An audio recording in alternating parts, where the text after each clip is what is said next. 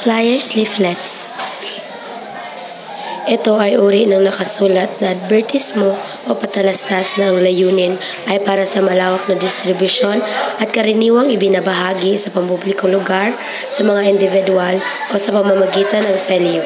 Ito yung mga binibigay sa mga tao na naglalaman ng kaunting impormasyon at larawan ng isang produkto. Layunin ng flyers leaflets. Ang layunin ng mga flyers leaflets ay maparating ang impormasyon o mensahe sa target na audience na mabilis at epektibo. Maraming posibleng layunin para sa paggamit ng mga ito kasama ang mga sumusunod. Una, pag-promote ng mga produkto o serbisyo. Pangalawa, pag-imbita sa mga kagawaan. Pangatlo, pagpapalaganap ng kumpanya o advokasya. Pang-apat, pagpapalaganap ng negosyo o organisasyon.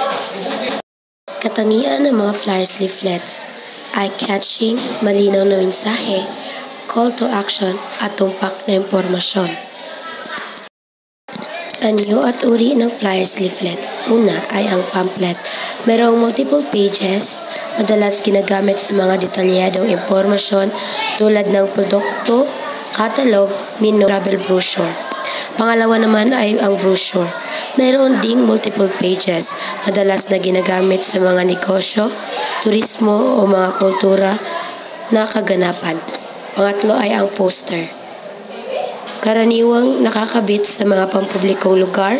Ito ay ang malaking papel na may malaking disenyo, imahe at malinaw na mensahe. Ang pang-apat naman ay ang handbill. Karaniwang ginagamit para sa mga maikling impormasyon o pang-araw-araw na mga pakete tulad ng mga promosyon, diskwento o mga bagong produkto.